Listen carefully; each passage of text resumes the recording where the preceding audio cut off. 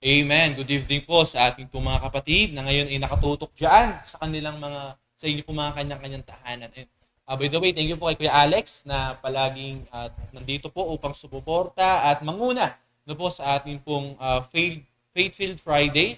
And maraming salamat Kuya Alex. And also maraming salamat din po sa mga nagko-comment po dyan. Ayan, thank you po sa inyo, sa mga ating po mga kabataan, ay sa ating po mahal na pastor, good evening po, sa ating mahal na Ma'am Michelle. Sa lahat po ng members po natin, maraming salamat po. No? At ngayon, alam ko po na tayo ay handa na and excited na po na makapakinig ng salita ng ating Panginoon ngayong gabing ito para po sa ating pong pagpapatuloy ng ating pong Faith-Filled Friday. So ngayon, ating pumuksan na po ang ating pong mga Biblia sa talata na ating pong pagbubulay-bulayan po ngayon. At ito rin po ay ating pong theme verse for this month of November na nakasulat po sa Psalms 85. Psalms 85, chapter 85, verse number 6. So, pwede rin po kayo magbukas ng ipong mga Biblia dyan sa inyong po mga tahanan. So, Psalms 85, verse 6, ay po dito salita na ating po Panginoon. Wilt thou not revive us again, that thy people may rejoice in thee? So, amen. So, alam po na medyo na-familiarize na po tayo sa talatang ito dahil palagi po natin itong nire-recite every Sunday po, or every services po natin, no? Sapagkat ito po ay ating pong verse po ngayong month po na ito sa ating pong revival month. So, ating po pag-uusapan ngayon ay aking po pinamagatang Awakening the Fire, a Call to Spiritual Revival. So, bakit nga po ba mahalaga na kumbaga magkaroon ng revival? Spiritual revival ang isang mananampalataya. Bakit nga po ba? Siyempre, bakit? Dahil ito ay, kumbaga, nararanasan ng isang mananampalataya normal na minsan nanghihina tayo. No? At ngayon, naalamin natin, ano ba yung mga dahilan ng mga panghihina ng isang Kristiyano? O panghihina mo, ikaw na nanonood, panghihina po. Sapagkat talagang bilang isang tao, dahil tayo ay nasa flesh pa, nasa laman pa po tayo, ay hindi natin talagang maaaring masabi na palagi tayong malakas. Kaya nga po kailangan po natin ng ganitong klaseng pag-aaral. Meron tayo ngayong buwan na ito, meron tayong revival conference na po ngayong buwan na ito, palaging tinuturo ng ating pumahal na pastor. Na po, at maging yung mga fellowship na meron po tayo ngayong month na kung saan maaaring makatulong upang muling sumigla, na po muling ganahan ng ating pong paglilingkod sa ating Panginoon. Kaya meron po tayong tinatawag na talent fest na talagang sobrang competitive ng ating mga members. Makikita po natin dyan. No? So, base po sa ating pong binasa, no, sabi po diyan na wilt thou not revive us again, that thy people may rejoice in thee. So, alam niyo po mga kapatid, just a short background lamang po about po sa talata na ito. Alam niyo po yung verse po na ito sa Psalms 85 ay, kumbaga, yung mga Israelites ay, kasi po galing po sila sa pagiging mga exile po or naging alipin or bihag. No po. So, pagka ano po nila is humihingi sila sa Panginoon ng kumbaga revival. No po. So, ngayon, yun din po yung hinihingi natin sa Panginoon na after, imagine, ngayon ay November, no po, talagang punong-puno tayo ng salita ng Panginoon na pinapakinggan po natin sapagkat naniniwala ako na lahat tayo kailangan po natin ito. No? So, let's start po. No? Patuloy po tayo. So, sabi po dito, spiritual revival is needed when complacency, sin, or distance from God creeps in. So, tayo mga kapatid, minsan, nafe-feel natin na parang ang layo natin sa Panginoon. Tama po ba? Parang feel natin na minsan, tinataman tayong manalangin. And even mga kapatid, nafe-feel ko po yan, no? Bisa pagkagising sa umaga, parang nakakatamad mag-pray, di ba? Pagka bagong gising, especially pag puyat tayo, yung iba galing sa trabaho, yung iba nagpuyat sa schoolworks, at marami pang mga bagay na naging kaabalahan natin. Parang minsan, yun yung nagpapalayo sa atin sa ating Panginoon. Tama po ba? Kaya nga po, kailangan natin ng revival kapag dumarating na po na parang talagang tinatabad na tayo sa paglilingkod sa ating Panginoon. No? Especially, di ba? Last Wednesday, prayer meeting natin, nag-testimony po si Sister Geraldine na imagine for almost 14 years, no? Or higit pa, no? Sa kanila pong paglilingkod sa ating Panginoon. At ako po, 12 years. And si Kuya Alex, ewan ko ilang taon na siya. Si Kuya Alex sa paglilingkod sa ating Panginoon. Tingin niyo po ba sa tagal ng panahon na yun, di po tayo nakaranas ng paghihina? Nakaranas din po mga kapatid. Kaya nga po, nandiyan po yung kapag tayo, feel natin na parang alayo na natin sa Lord, anong kailangan natin gawin? Tayo po mismo ang mag-aral ng kanya po mga salita at simulan po natin sa pananalangin. Bakit? Alam niyo po mga kapatid, kadalasan na nagiging dahilan ng panghihina, ano yun? Para sa physical natin, ano ba yung kadalasan na dahilan ba't nanghihina yung katawan natin? Kapag tayo ay hindi kumakain. Tama po ba? Yung physical natin, hindi kumakain, manghihina talaga tayo dyan. So, ganun din po sa ating pong spiritual. Minsan, baka nagkukulang na tayo sa pagkain at spiritual, which is sa salita ng ating pong Panginoon at pananalangin. Kaya ano? Kaya po tayo ay nang hihina. Kaya mga kapatid, alam nyo, mahalaga po palagi yung palagi may nagpapaalala sa atin yung salita ng ating Panginoon, yung everyday na devotion na sinasin ng ating mahal na pastor, pinopost, prayer meeting, di ba, yung Sunday, yung mga preachings po natin mahal na pastor. Mahalaga po yan sapagkat yan ang pagkain ng ating pong spiritual. And also, yung araw-araw, no, every morning and evening, di ba, yung sabi sa Joshua 1:8, dapat meditate natin yung salita ng ating Panginoon, na sa ganon, tayo po ay patuloy na ma-feed po ng kanya pong mga salita. So, dapat tayo, mga kapatid, ay palagihan din po tayong nag-aaral sapagkat pag hindi tayo nakakain ng salita ng ating Panginoon, diyan na po magsisimula na parang nangihina tayo. Bakit? Imagine, sa buong linggo, di ba, ilang beses lang tayo pupunta sa ating pong bahay-sambahan, ilang beses lang tayo nagkakaroon ng fellowship, talagang mas malakas ang katawan. Di po? So, paano nga po ba tayo magkakaroon po ng tinatawag na revival? So, una, kailangan tayo po ay magpakababa sa ating pong Panginoon na aminin natin na tayo ay nanghihina. Bakit? Sabi po, di ba? Pride goeth destruction.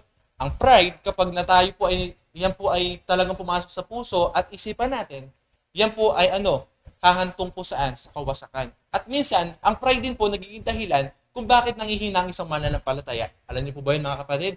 Dahil, alam na natin nagkasala tayo, nagkamali tayo, ay hindi tayo nakapag-pray kaninang umaga. Gabi, hindi pa rin tayo mag-pray. Bakit? Kasi di naman ako nakapag-pray eh. Diba? So, di naman ako naka-attend. Minsan, na-miss natin yung service dahil mayroong urgent or something na emergency. Di na tayo naka-attend, so mahihiya na tayo. So, ang masama pa po doon, hindi tayo magkakaroon ng repentant heart. Nahingi tayo ng tawad sa Lord, sorry po, hindi po ako nakapag-pray. Lord, sorry po, na-miss ko po yung preaching ng aming pong mahal na pastor. Yung pride, ang alin, umahad lang, para muling sumigla po ang ating pananampalataya. Sapagkat pag hindi po tayo nag-repent, di ba? Ano po ba yung sabihin ng repentance? Di ba yung repentance yung pagtalikod sa ating po mga nagawa ng mga kamalian? Di ba? Pagtalikod at kumbaga, pagharap doon sa may panibagong pagkakataon na makabawi tayo sa Lord.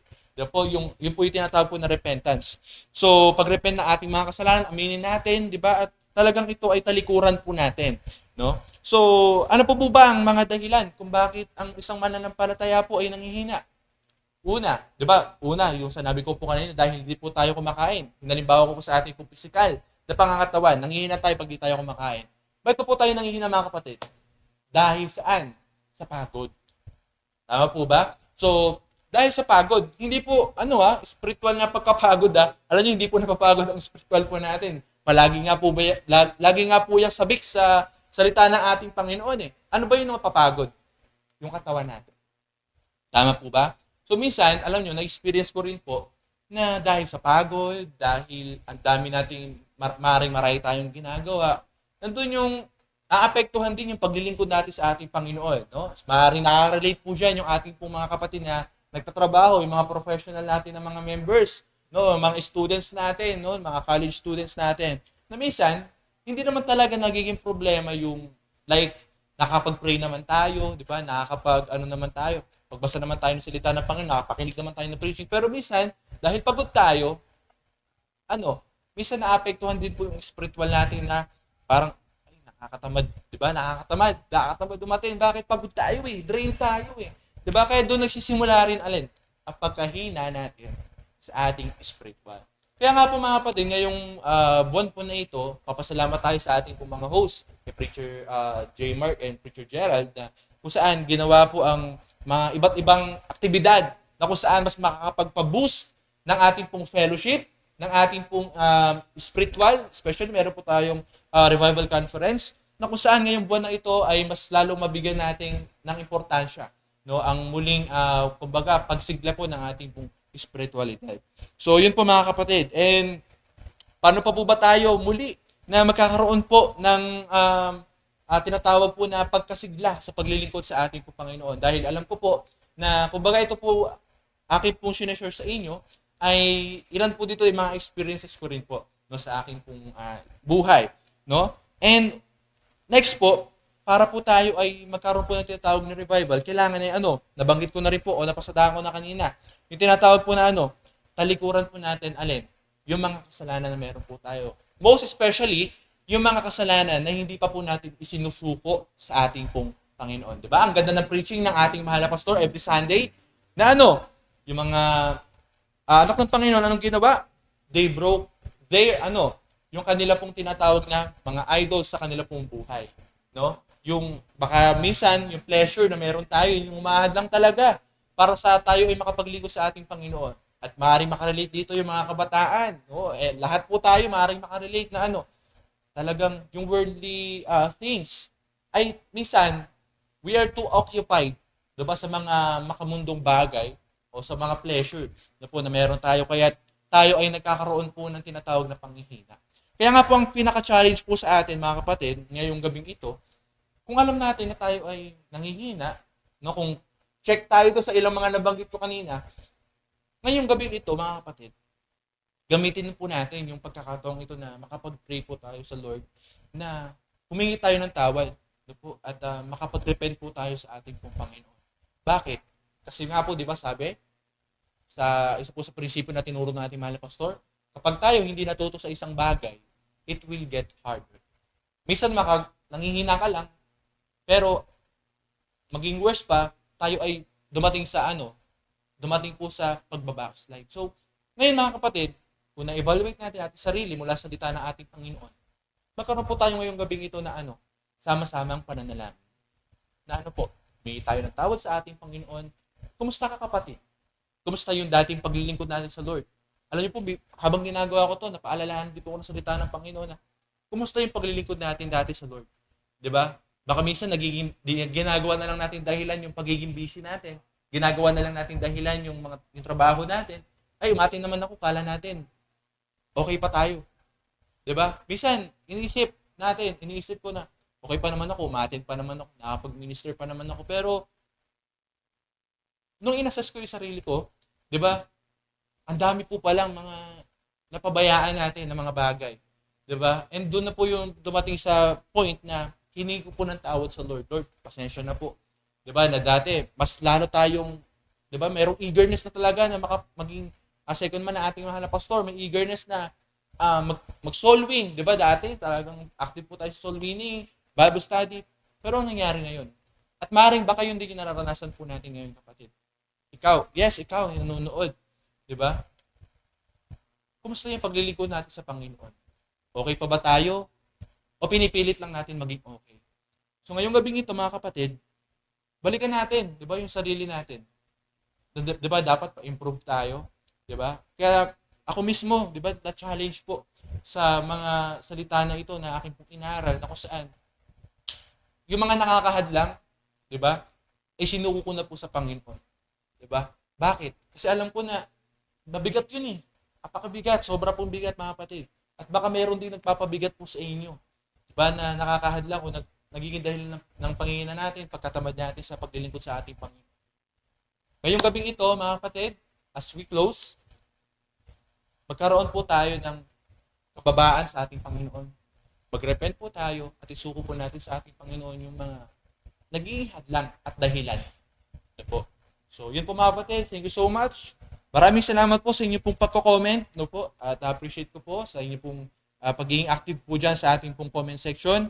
Once again, maraming salamat po at sa ating pong mahal na pastor na patuloy na nagbibigay po sa atin ng pagkakataon na makapag-share ng salita ng ating pong Panginoon. Thank you po, Pastor. Thank you po sa host din po natin at sa bawat isa, and kay Kuya Alex na patuloy po na sumusuporta at nangunguna sa ating pong Faith-Filled Friday. Thank you so much po, mga kapatid, and good night po.